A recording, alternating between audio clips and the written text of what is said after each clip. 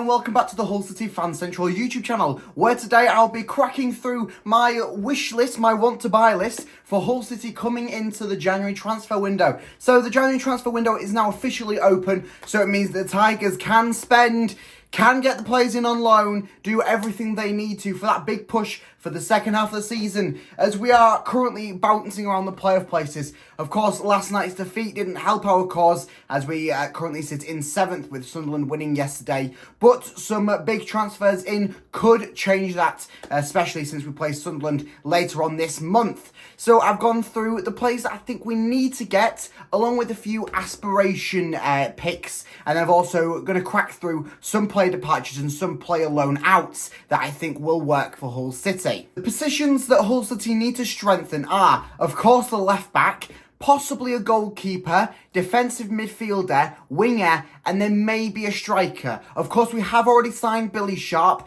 That deal was done before the January transfer window opened, but it's kind of made official yesterday with him signing his proper contract yesterday, even though he's been with the club for a couple of weeks. And with reports about Manuel Benson already somewhat confirmed with a loan deal from Burnley. Apparently the deal has been confirmed from Burnley, but not from the player himself. And that looks like it will be a loan deal, another loan deal from Burnley. So that could possibly be the winger sorted out, so who knows. And then, as it was reported a few weeks ago, a deal with Rangers is somewhat along the stages. So we'll try and figure out who that deal is coming in from Rangers. But I mean, it could be anyone, couldn't it? Of course, we are missing Adama Traore and Seri for the next month due to the African Cup of Nations. So that could play an effect into some of the pickings today. Let's start off with a possible couple of departures.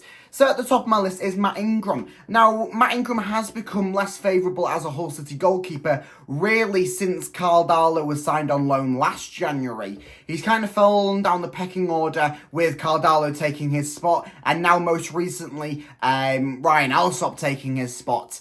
He doesn't seem to fit into the Rosenior style of play for a keeper, so his passing play, his distribution is a negative, and his shot stopping at time can be a negative. So I do think that Matt Ingram, if we don't take the bullet now, it will be probably a summer departure. It's not really worked out for Ruben Vinagre. His loan deal from Portugal to Hull City hasn't really worked. So I think that Hull City will possibly look to terminate the loan deal to try and free up some space within the squad and free up some money, of course, because they'll be paying the wages. I'm not quite sure on how the deals work, but Hull City will be paying a little bit of money for Vinagre, even though he is on a loan deal. He's been played with 2 bouts of injury, currently in his 2nd bout of it, and even when he's been playing, he hasn't been playing like the style that Ruben Vinagre came to Hull City, knowing that he can play, especially formerly playing for Wolves in the Championship in that historic season for Wolves, where they did manage to pretty much storm the league with about half the squad being Portuguese. Alias Simonesh did seem to be a certain departure a couple of weeks ago, but with his past 2 appearances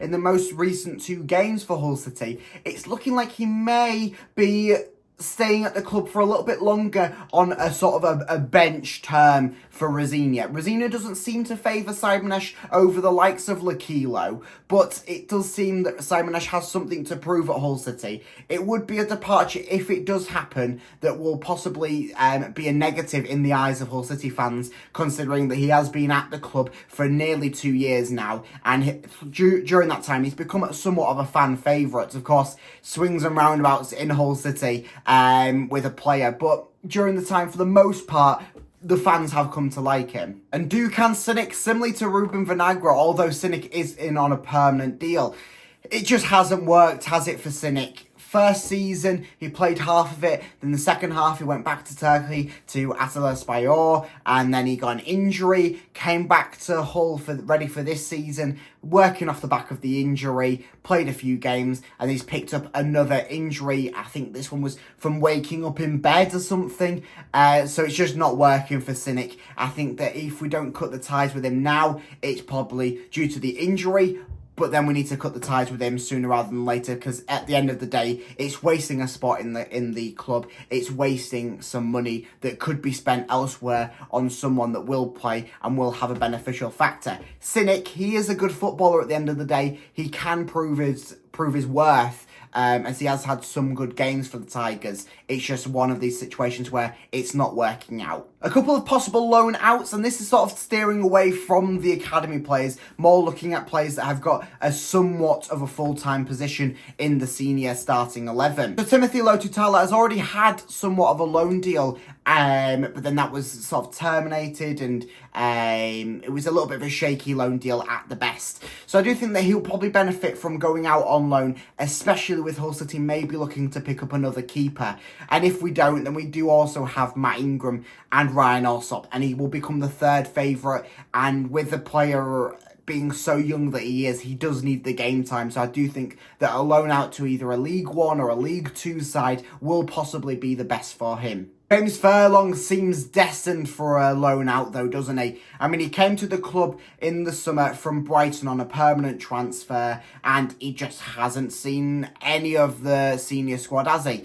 He's picked up a few minutes for the under-21s, but then aside from that, he's not really done anything. With the current left-back situation at the club, you'd thought that he would maybe been brought into the senior team. Rosenior coming out saying that he doesn't want to push him into making that sort of switch into becoming more of a senior player, starting 11-esque. And with the fans, similar to Harry Vaughan last season. So I do think a loan deal will probably be the best for him. Try and get some game time, some match fitness, because at the crux of it, we are taking away that development time from such a young player, similar to Timothy Lotutala. Now, Matty Jacob made his senior debut for Hull City in our loss last night against Sheffield Wednesday. Similar to his granddad, he is a Hull boy and come to play for his boyhood club. He did look all right when he came on last night, though. So this is possibly one of these situations where Hull City could possibly keep him as a little back burner, keep him on the bench for the Tigers for the rest of the season, although a loan deal might be more beneficial for him. He has had a loan deal to Gateshead. I think it was either last season or the season beforehand. We played quite a decent chunk of games for them, but since then he has only really been seen in the Hull City under-21 side. So a loan deal will probably be the best for Matty Jacob, but we'll see on that front. And Harry Vaughan's my last possible loan out, and I do think that this will probably benefit him more than anyone, because he had a fantastic burst onto the scene with Hull City at the end of last season. He had a fantastic run of form, and he has been playing good when he has come on. It's just a shame that when he has been coming on, it's been in 5 or 10 minute bursts, and it's not really been the proper Harry Vaughan that we like to see. The Harry Vaughan that was starting games at the end of last season. The Harry Vaughan that was getting good chunks, 30 minutes even, when he was coming off the bench in the end of last season. He's a fantastic player at the bare bones of it. He will become into a high quality player. Just needs that game time at the moment. He's in that pivotal point of his career where game time matters. And I think that Harry Vaughan will benefit from going out on loan, whether it be to another championship side or a League One side. That's speaking of the calibre of him, but I do think that a loan deal will benefit him more than anyone else that I've mentioned. Let's crack into some possible signings then for Hull City. First one, that loan deal that I did mention at the start of the video, Manuel Benson. He has played 5 games for Burnley so far this season, only picking up 1 start in that time, and that was a Carabao Cup game against Salford, which was then subbed off in 28 minutes. So it seems a little bit of falling out of favour with Vincent Kompany over at Burnley, considering last season he played 37 games, picking up 13 goals and 4 assists. Obviously, that was in the Championship, where Burnley did win the league and seemed to storm it for the majority of the time. So he's not played since the middle of December due to injury, although he has recovered from that injury. And strong reports coming out saying that Burnley have agreed verbally with Hull City on a deal. Rosenior's come out saying that Benson seems like the player that we do need.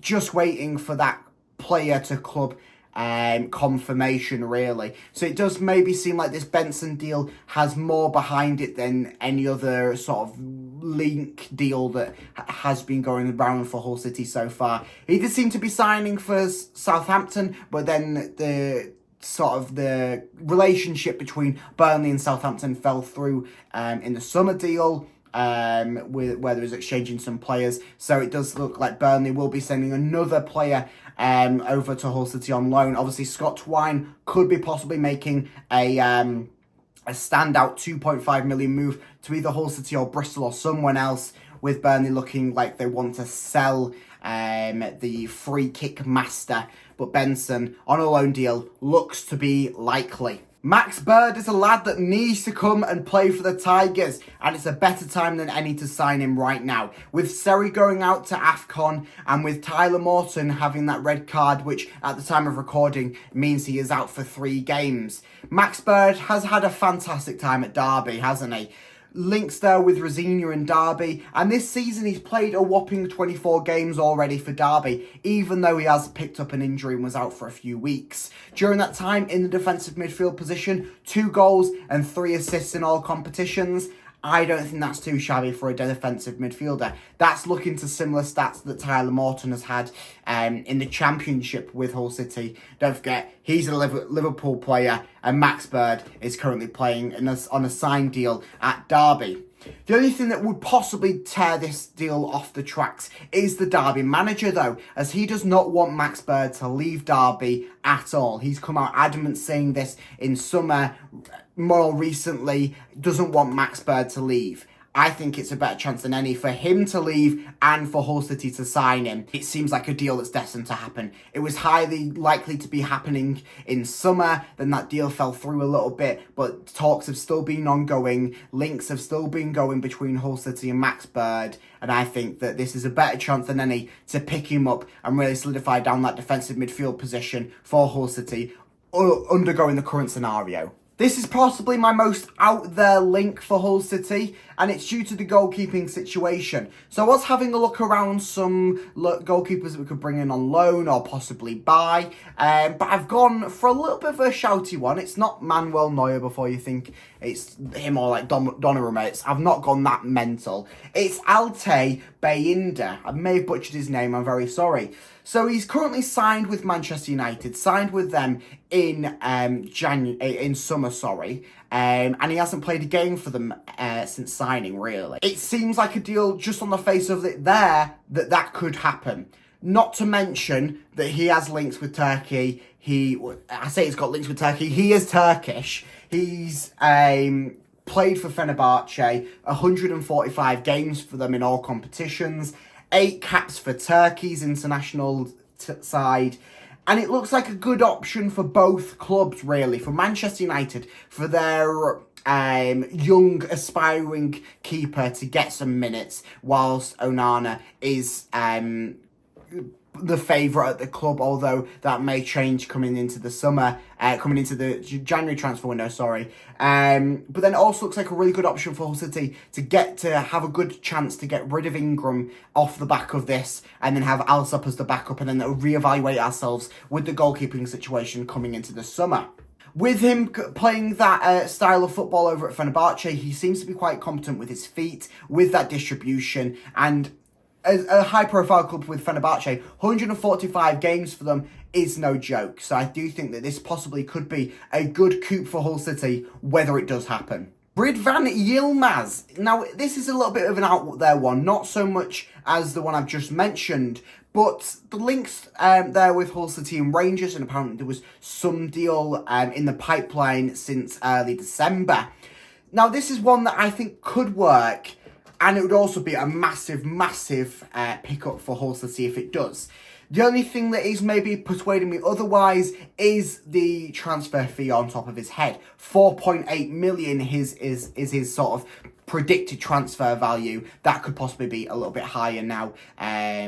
So a loan deal seems to be the best scenario. And if we do get rid of Vinagre and terminate his loan deal, this loan deal would possibly be the best. The only thing that is sort of going against that is he's playing week in, week out for Rangers at the moment. And I mean, that's really a flip of 2 coins. 14 games so far this season. He's played for Rangers in all competitions. 1 goal, 2 assists to match that. Link there with Turkey again. Played with Besiktas. 6 games for Turkey. 6 caps, for Turkey. So this possibly wouldn't work for Rangers, would work for Hull City scenario. So we'll wait and see on this front, but it would definitely sort out that left-back situation. And especially playing for such a high-profile club like Rangers and having that game time and having the influence under Rangers could come to Hull City and make some sort of impact. But it's really looking at the other end of the deal. What would Rangers want for this? Would they be looking to sell and then maybe having this as quite a big buy for Hull City, or having on the other end as a loan deal, but then Rangers would need to sort something out there with this man being their starting left back, really. He's got the number 3 shirt. That says it all. So it's possibly a flip of the head of 2 coins. So that's it for this video. Make sure you let me know down in the comments who you think Hull City should be signing and who they should possibly get rid of. And make sure that you like and subscribe to this YouTube channel, as it will keep you up to date throughout the January transfer window with all of the signings, rumours, and everything that you need to know about Hull City. So make sure you like and subscribe. Check me out on Twitter, HullCityFanCentral, to get more live and up-to-date news about Hull City. So thank you, and up the Tigers!